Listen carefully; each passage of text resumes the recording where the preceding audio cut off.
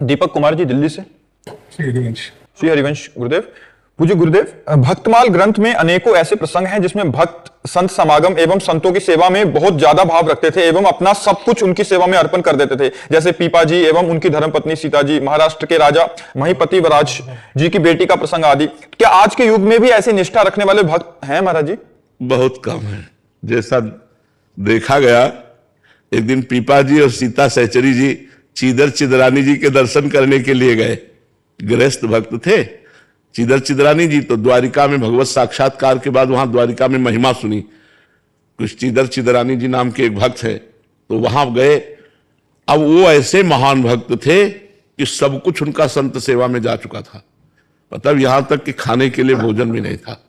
वो भगवत आश्रित निरंतर नाम जप, और एक वस्त्र चीदर जी के शरीर में फटा पुराना धोते और एक नया वस्त्र चिदरानी जी के शरीर में था। चीदर जी ने देखा पीपा जी और सीता सहचरी आई, बहुत ही एकदम विकल हो गए कि इतने बड़े महान संत हमारे पास आए।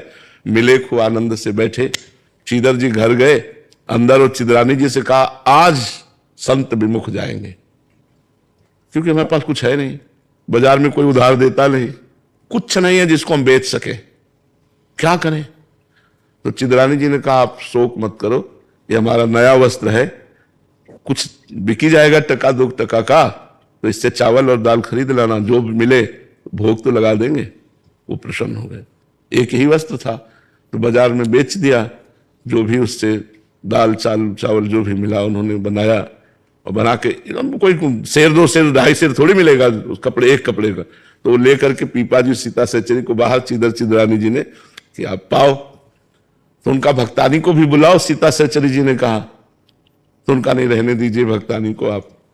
तो वो मैं लिवा के लाती हूं। अंदर गई तो आंखों में आंसू और मुख में भगवान नाम, और रसोई में बैठे वो भगवान का चिंतन करे कि भगवान आप बड़े कृपालु हो। ऐसी स्थिति में भगवान की कृपा वो देख रहे। सीता सहचरी जी गई और उनका भक्त रानी, तो आप तो निर्वस्त्र हैं। तो उन्होंने आंख उठाई और कहा, हमने सुना था कि आपने द्वारिकाधीश का दर्शन किया है, तो हमारी आकांक्षा थी कि जब आप मिलोगी तो भगवान की रूप माधुरी का वर्णन करोगी। क्या इस नाशवान शरीर के विषय में प्रश्न किया? नंगा ही पैदा होगा, अगर नंगा ही मर जाए तो क्या फर्क पड़ता है?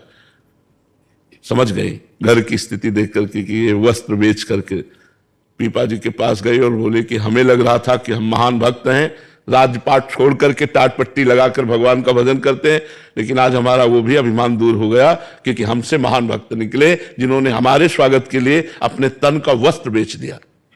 ऐसे भक्तों के जो उदाहरण आते हैं, अब मतलब ऐसे ऐसे उदाहरण आते हैं जो दिमाग में काम ही नहीं करेंगे, दिमाग में ही काम नहीं करेंगे कि ऐसा कैसे हो सकता है, ऐसा कैसे हो सकता है।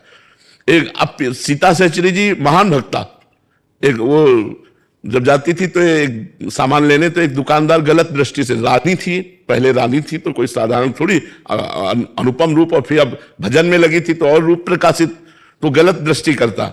वो अपनी दृष्टि से देख करके सब जीव हैं, अलग अलग चिंतन।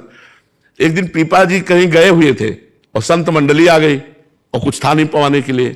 सीता सहचरी जी ने सोचा आप क्या करें, तो उनको याद आया कि वो जो बनिया था वो गलत दृष्टि से देखता था। गई उसके पास और कहा, आप हमारी तरफ आकर्षण की दृष्टि से देखते थे, आपका गलत विचार हमें लगा। तो पहले तो घबराया, तो कहा नहीं मैं इसलिए पूछ रही हूं कि अगर हमारे पास संत आए हैं और आप संतों के लिए भोजन की व्यवस्था कर देंगे तो आपकी जो इच्छा होगी वो मैं राजी हो जाऊंगी। अब तो वो घी चीनी सब सामान दे दिया, गए पकवान बनाया और अच्छे से संतों को पवाया। जब संत पा चुके तो उस समय पीपा जी आ गए। पीपा जी ने सीता सहचरी से पूछा, हमारे पास तो कुछ था नहीं, संतों को क्या पवाया? तो उनका अपने को बेचकर पीपा जी के आंसू आ गए। उन्होंने कहा, धन्य है जो तुम्हारी जैसी हमको मित्र मिली, पत्नी मिली, अब बैठो हमारे कांधे पे, मैं तुम्हें ले चलूंगा उसके पास। और उसकी दुकान के पास गए, उतर गए और कहा जाओ।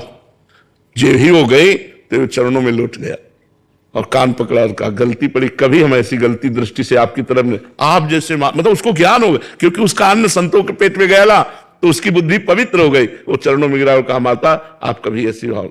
ऐसे ऐसे चरित्र आते हैं भक्तों की, मतलब होश उड़ जाए। वो भक्तों को जितना प्यार किया संतों ने उतना भगवान को भी नहीं किया। एक बार एक भक्त के घर में ठाकुर जी विराजमान थे, धीरे धीरे वो सब संत सेवा में लगता गया और संत जन आते गए जहां श्रद्धा देखते।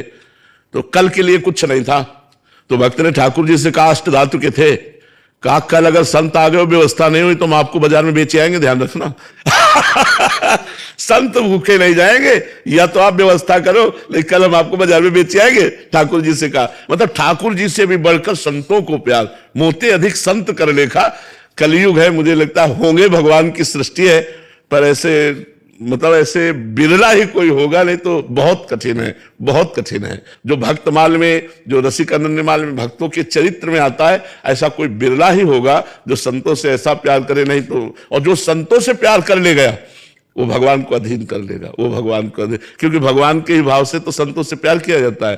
तो संत भगवान की कृपा से मिलते हैं, अगर उनकी सेवा बन जाए तो भगवान की सेवा साक्षात बन गई। कहा जाता है कि भगवान को अगर पाते देखना तो संतों को पवाओ, भगवान संतों के मुख से पाते हैं, भगवान संतों के मुख से पाते हैं। तो संतों की सेवा के जो भक्तमाल में उदाहरण है, होगी, क्योंकि भगवान की सृष्टि है, होंगे ऐसे, पर बहुत बिरले होंगे, कोई ऐसे बकाया ऐसे नहीं होंगे। ऐसा दे देना कुछ वो बात अलग है, लेकिन प्राण न्यौछावर कर देना, सर्वस्व न्यौछावर कर देना, ये बहुत कठिन बात है।